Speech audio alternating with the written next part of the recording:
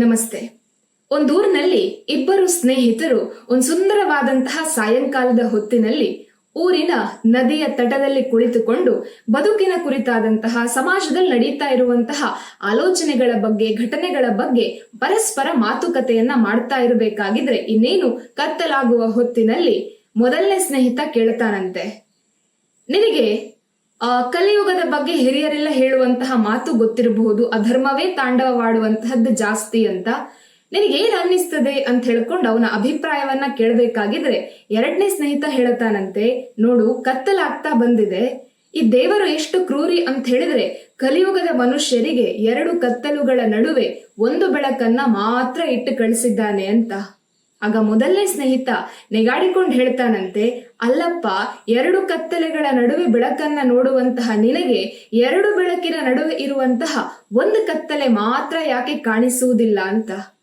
ಆ ಎರಡನೇ ಸ್ನೇಹಿತನಿಗೆ ಅನ್ನಿಸ್ತದಂತೆ, ಹೌದಲ್ವಾ, ಸೃಷ್ಟಿಯನ್ನ ಬದಲಾಯಿಸುವುದಕ್ಕೆ ನನ್ನಿಂದ ಸಾಧ್ಯ ಇಲ್ಲ, ಆದರೆ ಸೃಷ್ಟಿಯನ್ನ ನೋಡುವಂತಹ ದೃಷ್ಟಿ ಬದಲಾದಾಗ ಬದುಕನ್ನ ನಾನು ಸಹ ಎಂಜಾಯ್ ಮಾಡ್ಲಿಕ್ಕೆ ಸಾಧ್ಯ ಇದೆ ಅಂತ ಹೇಳ್ಕೊಂಡು ತನ್ನ ಆಲೋಚನಾ ಲಹರಿಯನ್ನ ಬದಲಾಯಿಸಬೇಕು ಅಂತ ಹೇಳುತ್ತಾ ನಿರ್ಧಾರವನ್ನ ಮಾಡಿಕೊಂಡು ಅಲ್ಲಿಂದ ಆತ ತೆರಳ್ತಾನೆ.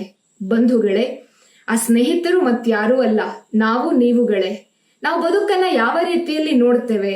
ಸಾಮಾನ್ಯವಾಗಿ ನಾವೆಲ್ಲರೂ ಸಹ ಬದುಕನ್ನ ನೋಡುವಂತಹದ್ದು ನಕಾರಾತ್ಮಕವಾದಂತಹ ದೃಷ್ಟಿಯಿಂದಲೇ. ನನಗೇನೋ ಒಂದು ಕಷ್ಟ ಬಂತು ಅಂತ ಹೇಳಿದ್ರೆ ನಾನು ದೇವರ ಹತ್ರ ಹೋಗಿ ಹೇಳುತ್ತೇನೆ, ನನಗೆ ಯಾಕಪ್ಪ ಕಷ್ಟ ಕೊಟ್ಟಿ ಅಂತ. ಆದ್ರೆ ಯಾವತ್ತಾದ್ರೂ ಒಂದು ದಿವಸ ಕೊಡುವಂತಹ ಕಷ್ಟವನ್ನೆಲ್ಲ ಕೊಡು, ಆದರೆ ನನ್ನ ಜೊತೆ ಕೈ ಹಿಡಿದು ನಡೆಸುವುದಕ್ಕೆ ನೀನಿರು ಅನ್ನುವಂತಹ ಒಂದು ಪ್ರಾರ್ಥನೆಯನ್ನ ಮಾಡಿ ನೋಡ್ತೇವೆ ಅಂತಾದ್ರೆ ಪ್ರಾಯಶಃ ಭಗವಂತ ನಮ್ಮನ್ನ ಬಿಟ್ಟು ಹೋಗ್ಲಿಕ್ಕೆ ಸಾಧ್ಯವೇ ಇಲ್ಲ. ದೇವರು ನಮ್ ಕಷ್ಟ ಕೊಟ್ಟಿದ್ದಾನೆ ಅಂತ ಹೇಳಿದ್ರೆ ಅದರರ್ಥ ನಮ್ಮನ್ನ ನೋಡಿದ್ರೆ ದೇವರಿಗೆ ಆಗುವುದಿಲ್ಲ ಅಂತಲ್ಲ. ಅದರರ್ಥ ನಮ್ಮ ಒಳಗಡೆ ಇರುವಂತಹ ಅನಂತ ಶಕ್ತಿಯಿಂದ ಆ ಕಷ್ಟವೆಂಬ ಸಾಗರವನ್ನ ನಾವು ಈಜಲಿಕ್ಕೆ ಸಾಧ್ಯ ಇದೆ. ನಾವೇನೊಂದು ಸೊಲ್ಯೂಷನ್ ಅನ್ನ ಆ ಕಷ್ಟಕ್ಕೆ ಕೊಡ್ತೇವೆಯೋ ಆ ಉತ್ತರ ನಮ್ಮಂತೆ ಆ ಸಮಸ್ಯೆಗಳಲ್ಲಿ ಬಳಲ್ತಾ ಇರುವಂತಹ ಅನೇಕ ಜನರಿಗೆ ಉತ್ತರ ಆಗಬೇಕು ಅನ್ನುವಂತಹ ಒಂದು ಆಶಯ ಮಾತ್ರ ಆ ಭಗವಂತನಿಗೆ ಇರುವಂತಹದ್ದು ಇದೆ. ನಾವು ಸೃಷ್ಟಿಯನ್ನ ನೋಡುವಂತಹ ದೃಷ್ಟಿ ಬದಲಾಗಬೇಕು ಅನ್ನುವುದಕ್ಕೆ ಇರುವಂತಹ ಒಂದು ಉದಾಹರಣೆ. ವಿವೇಕಾನಂದರು ಹೇಳ್ತಾರೆ, ಮನುಷ್ಯ ಜನ್ಮ ಸುಲಭಕ್ಕೆ ಸಿಗುವುದಿಲ್ಲ, ನಮಗೆಲ್ಲರಿಗೂ ಸಿಕ್ಕಿದೆ ಅಂತ ಹೇಳಿದ್ರೆ ಪರಮಾತ್ಮ ನಿನ್ನ ಒಳಗಡೆ ಅನಂತವಾದಂತಹ ಶಕ್ತಿಯನ್ನ ಇಟ್ಟಿದ್ದಾನೆ. ಜಗತ್ತಿನಲ್ಲಿ ಕಾಡುವಂತಹ ನಕಾರಾತ್ಮಕವಾದಂತಹ ಆಲೋಚನೆಗಳನ್ನೇ ಮಾಡಿಕೊಂಡು ನಿನ್ನೊಳಗಡೆ ಇರುವಂತಹ ಶಕ್ತಿಯನ್ನ ವ್ಯರ್ಥಗೊಳಿಸಬೇಡ. ನೀನು ಸಮಾಜದಲ್ಲಿ, ನಿನ್ನ ಜೀವನದಲ್ಲಿ ಒಬ್ಬ ಆದರ್ಶ ವ್ಯಕ್ತಿಯಾಗಿ ನಿನಗೆ ನೀನೇ ಕಾಣಬೇಕು ಅಂತಾದ್ರೆ, ಆ ಎತ್ತರವನ್ನ ಏರಬೇಕು ಅಂತ ಹೇಳಿ ಆದ್ರೆ ನೀನು ಸಮಾಜದಲ್ಲಿ ಕಾಣುವಂತಹ ಸಕಾರಾತ್ಮಕವಾದ ಆಲೋಚನೆಗಳನ್ನ ಮಾತ್ರ ನೋಡು, ಸಕಾರಾತ್ಮಕವಾದಂತಹ ಬದಲಾವಣೆಗಳನ್ನ ಮಾತ್ರ ನೋಡು.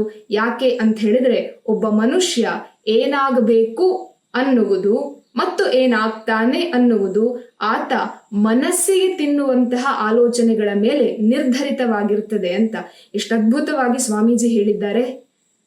ಆ ಆಶಯವನ್ನ, ಆ ಮಾತುಗಳನ್ನ ನಾವು ಸಹ ಅರ್ಥ ಮಾಡಿಕೊಳ್ಳುತ್ತೇವೆ ಅಂತಾದ್ರೆ ನಾವು ಸಮಾಜದ ಮಾತುಗಳಿಗೆ ಹೊಗಳಿಕೆಯೋ ತೆಗಳಿಕೆಯೋ ಕಿವುಡರಾಗಿದ್ದುಕೊಂಡು ನಮ್ಮ ದಾರಿಯಲ್ಲಿ, ಸರಿಯಾದಂತಹ ದಾರಿಯಲ್ಲಿ, ಮನಸ್ಸು ಒಪ್ಪುವಂತಹ ದಾರಿಯಲ್ಲಿ, ದೇವರೊಪ್ಪುವಂತಹ ದಾರಿಯಲ್ಲಿ ನಡೀತೇವೆ ಅಂತಾದರೆ ಆ ಪರಮಾತ್ಮ ಮೆಚ್ಚುತ್ತಾನೆ. ಅಂತಹ ಅನಂತ ಶಕ್ತಿಯನ್ನು ದೇವರು ನಮಗೆ ಕೊಟ್ಟಿರುವಾಗ ವಿವೇಕಾನಂದರ ಹಾದಿಯಲ್ಲಿ ಸಾಗಿ ಬಾಳನ್ನ ಯಾಕೆ ಬಂಗಾರವಾಗಿಸಬಾರದು? ಆಲೋಚನೆ ಮಾಡೋಣ. ಜಯ ರಾಮಕೃಷ್ಣ.